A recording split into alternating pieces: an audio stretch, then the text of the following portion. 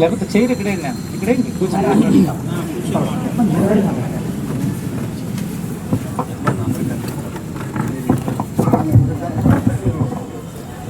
మీ అందరికీ నా ఆశీర్వాదాలు.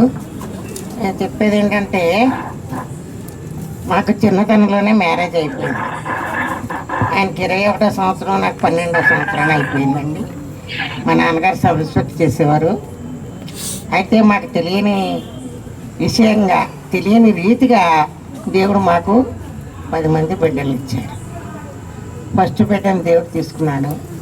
మరి ఆయన అనేవారు, వద్దండి ఆపరేషన్ చేయించుకున్నామంటే వీళ్ళే పెద్ద లక్షలు ఖరీదే, నీ ఆపరేషన్ వద్దు అని చెప్పుతూ 9 మంది పుట్టేశారండి. ఆఖరిది అబ్బాయి ఇంకా పుడతాడనగా ఆయన ఇక అప్పుడు సాల్ వచ్చిందేమో ఆపరేషన్ చేయించుకున్నారు. అప్పుడు నాకు లాస్ట్లో కష్టమైపోయి నాకు బాబుని ఆపరేషన్ ద్వారా తీయడం వల్ల నాకు కూడా చేస్తారు. చూసారా, ఇద్దరులో ఎవరికి కూడా ఆటంకం లేకుండా అయిపోయిందండి. కానీ ఇచ్చిన బిడ్డలో ఇచ్చావు ప్రభువా, నా బిడ్డలు ఎలా పెంచాలి, ఏం చేయాలి, నువ్వు ఇచ్చావు మంచిదే. కానీ వాళ్ళకి కావాల్సిన తిండి బట్ట మరి జ్ఞానం ఇమ్మని దేవుణ్ణి అడిగాను. తెలుసో తెలియకో చిన్నతనంలో అయిందేమో, నేను దేవుణ్ణి చిన్నప్పటి నుంచి బాగా నమ్మాను. మా నాన్నగారు భక్తిగా ఉండేవారు, అందుకని చిన్నతనం నుంచి కొంచెం భక్తిగానే ఉండేదాన్ని. అప్పుడు ప్రభువా, నా బిడ్డలు నేను ఎలా పెంచాలి, కాబట్టి నువ్వే బట్ట తిండి ఇచ్చి వీరికి కావలసిన జ్ఞానాన్ని ఇవ్వండి, అదే చాలు నాకు అనుకున్నానండి. కానీ ఈ రోజుని మరి బిడ్డలందరికీ కూడా ఏది లోటు లేకుండా ఈ లోకంలో అన్నీ ఇచ్చాడండి. మంచి అల్లుళ్ళని ఇచ్చాడు, మంచి కోడళ్ళని ఇచ్చారు. ఎంతమంది అండి? 7 కోడళ్ళు. మీకు ఎవరికైనా ఉన్నారా? 7 కోడళ్ళు అండి. ఒకళ్ళు అమెరికా, 2 సింగపూరు, రాజా కోట కోట్లకి పరిగెత్తుకుని వచ్చేస్తారు అందరూ. కానీ దేవుడు నాకు ఇచ్చిన ఆధిక్యతను బట్టి దేవునికి వేలాది వందలు అర్పించుకున్నాను. ధనధాన్యాలు ఎందుకండి, బంగారం ఎందుకు, మణులు మాణిక్యాలు ఎందుకు, ఏమున్నా ఏమీ ప్రయోజనం లేదు. కానీ దేవుడిచ్చిన బిడ్డల్ని వారు దేవుళ్ళో ఉంటూ అనేక మందికి మాదిరికరంగా ఉండాలి. వారిని చూసి అనేక మంది అయ్యో వీరు నమ్మిన దేవుడు ఎవరు అని తెలుసుకుని వారు కూడా దేవుళ్ళలోకి వచ్చి విశ్వాసంతో దేవుణ్ణి ప్రార్థించినప్పుడు వారు కూడా అద్భుతం రీతిగా ఆశీర్వదిస్తాడు. ఆ పెద్ద కొడుకు ఒక కొడుకు కూతురండి. కొడుకు మొన్నటి వరకు ఎక్కడ ఉన్నాడు, ఇంజనీర్. ఆ అబ్బాయికి మొన్నే పెళ్ళయింది, మరి డాక్టర్ని చేశారు. పాప పెళ్ళికి రెడీగా ఉంది. రెండో అబ్బాయికి 2 ఆడపిల్లలు, సింగపూర్. ఏమండి 3 పెద్ద పాప జ్యోతి. ఏమో తెలియని వాళ్ళు ఎవరున్నారు చూస్తారు. పెద్ద పాప పెద్దల్లుడు నిలబండి ఇక్కడ ఉన్నారు కాబట్టి అదిగోనండి పెద్దమ్మాయి పెద్దల్లుడు గారు. వారికి 2 పిల్లలండి. ఒక బాబు ఇంజనీర్ అమెరికాలో, పాప ఇంజనీర్ అయిపోయింది, అమెరికా చేశారు. అబ్బాయి అమెరికా. తర్వాత చిన్నమ్మాయి అండి సుజాత, మీకు తెలుసు కదా. సుజాత రవికుమార్ గారు అక్కడ నిలబడి. రవికుమార్ గారు అసలు తెలియదంట ప్రగతి డాక్టర్, ఎవరికి తెలియదు.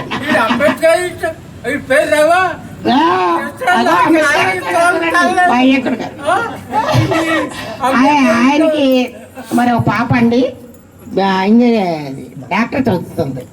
అదేవిధంగా మరి ఆ తర్వాత అబ్బాయి అమెరికా అండి. ఆ అబ్బాయికి 2 మగపిల్లలు పుట్టారు. మరి ఇక పిల్లలు వద్దనుకున్నారు. వాళ్ళకి 10-12 ఏళ్ళు వచ్చేసాక పాపను పెంచుకోవాలని ఆశపడితే దేవుడు వాళ్ళకే ఒక పాపను ఇచ్చాడండి. ఇప్పుడు 4 ఏళ్ళ పాప. తర్వాత అబ్బాయి సింగపూర్లో ఉన్నాడు, ఒక అమ్మాయి అండి.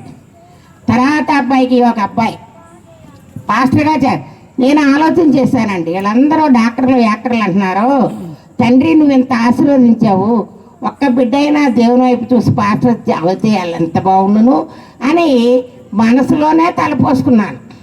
పెదవి బయటికి రాలేదు. కానీ ఆ అబ్బాయి పాస్టర్ కోర్స్ అయిపోయి డిగ్రీ పుచ్చుకున్నప్పుడు మమ్మల్ని అందరినీ తీసుకెళ్ళాడు. చాలా సంతోషించానండి. అయ్యాడు, సరిపోయింది.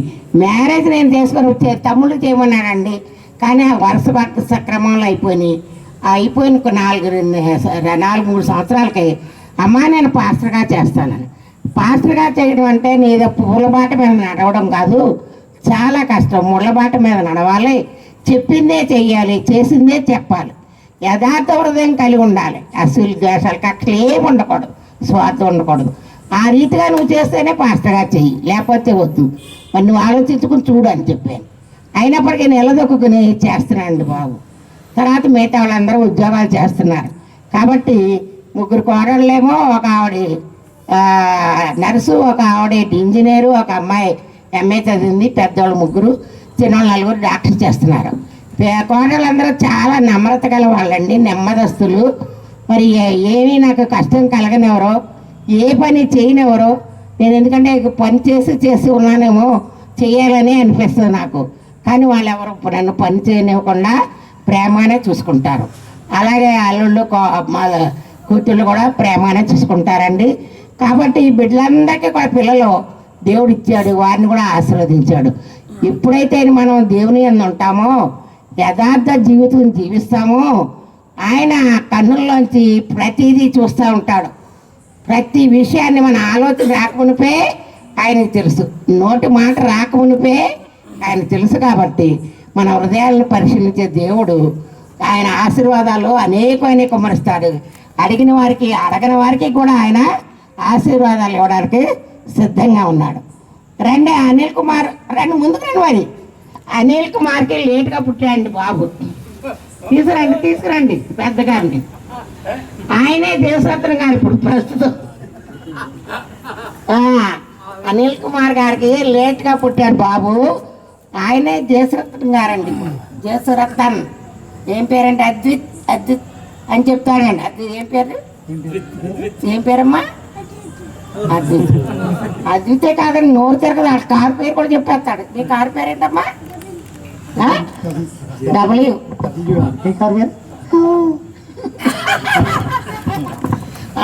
అమలు సుత అని పిలుస్తున్నాడండి. అనిల్ అని పిలుస్తున్నాడు బాబు. పెద్ద ఆనంద అయిపోయాడు. కాబట్టి దేవుడు బిడ్డలను ఎంత విధిగా ఆశీర్వదించిన దేవునికి వందనాలు. మరి మీరందరూ కూడా ఎంతో మరి ప్రేమతో నన్ను ప్రేమించి మరి ఎప్పటి నుంచి 22 సంవత్సరాల క్రితం వచ్చానండి నేను. అంతేనండి.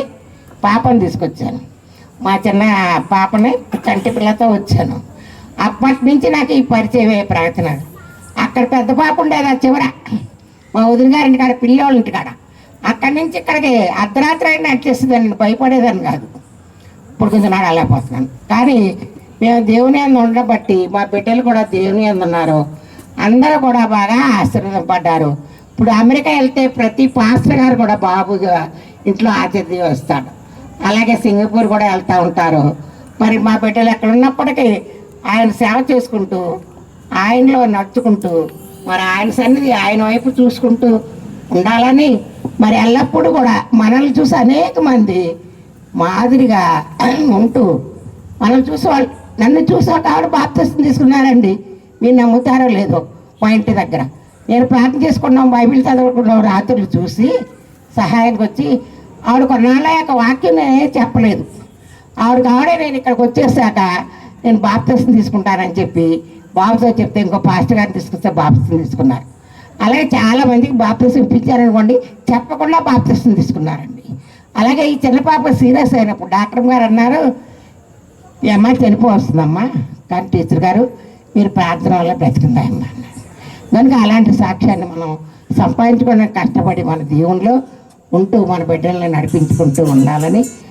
మరి ఆయన నన్ను విడిచిపెట్టి వెళ్ళినా దేవుడు నన్ను విడిచిపెట్టలేదు. మానవులు విడిచిపెట్టా, దేవుడు విడిచిపెట్టన్నాడు. కాబట్టి ఆయన పరలోక రాజ్యంలోకి వెళ్ళాలని ప్రార్థిస్తున్నాము. అలాగే నాయన మేము కూడా మరి త్వరలో రండి రండి మాట్లాడతారా మీ బావగారి గురించి? బావగారి గురించి మాట్లాడతారా? బావగారు అంటారు మా వియ్యంకుడు గారు. మీ అందరూ వచ్చినందుకు మీకు చాలా వందనాలండి. అందరూ కూడా భోంచేసి వెళ్ళాలని నా కోరిక.